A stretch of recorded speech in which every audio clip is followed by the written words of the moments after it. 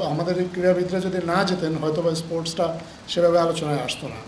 এখন যেটা হয়েছে যে আমাদের এই ক্রীড়াবিদরা সেই সফরে যাওয়াতে তাদের নিয়ে একটা আলাদা আগ্রহের সৃষ্টি হয়েছে এবং আলোচনাগুলো তাদের নিয়ে শুরু হয়েছে। আমরা মনে করি যে এটা একটা শুরু। মাননীয় প্রধান উপদেষ্টা সরাসরি নিজে কথা বলেছেন কাতারের যারা স্পোর্টস কর্মকর্তা আছে, এবং আপনারা সবাই এটাও জানেন যে কাতার ফাউন্ডেশন আসলে স্পোর্টসের জন্য কতটা বড় ফ্যাক্টর গ্লোবালি।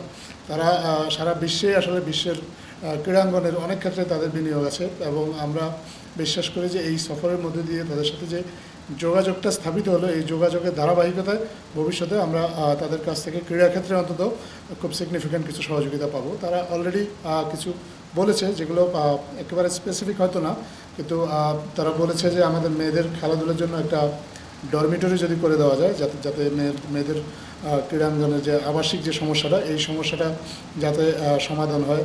মেয়েদের জন্য ডেডিকেটেড কিছু জিমনেশিয়াম তৈরি করে দেওয়া যায় কিনা, এই বিষয়গুলো নিয়ে আলোচনা হয়েছে। তো এই সহযোগিতা কী কী ক্ষেত্রগুলো আছে মূলত এইগুলো নিয়ে আলোচনা হয়েছে।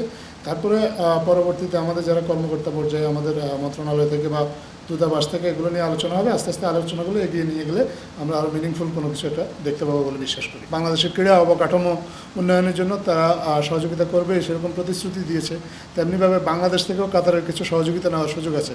ক্রিকেটের কথা আপনারা শুনেছেন, আমাদের মেয়েরা ওখানে গিয়েছে, তাদের স্কুলের ক্রিকেট চালু হয়েছে। কাতার, আপনি জানেন যে কাতারে আমাদের এই উপমহাদেশের অনেক মানুষ বসবাস করে।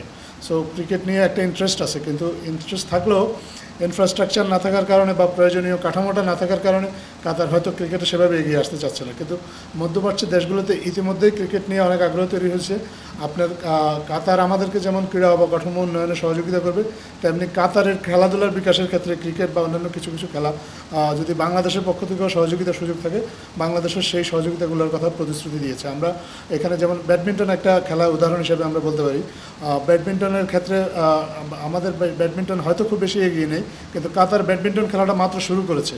তাদের অনেকে এখনও ঠিকভাবে র্যাকেট ধরতে জানে না, কিন্তু আমরা এর মধ্যে জেনেছি যে বাংলাদেশ থেকে বেশ কয়েকজন ব্যাডমিন্টন কোচ কাতারে গিয়েছেন। এভাবে কিছু কিছু খেলা আছে যেগুলো যে আসলে পারস্পরিক বিনিময়ের মাধ্যমে আমরা আসলে উভয় দেশই যাতে উপকৃত হতে পারি সেটা নিয়ে আলোচনা হয়েছে, এবং এই আলোচনাটা ক্রমাগত এগিয়ে যাবে। ধন্যবাদ।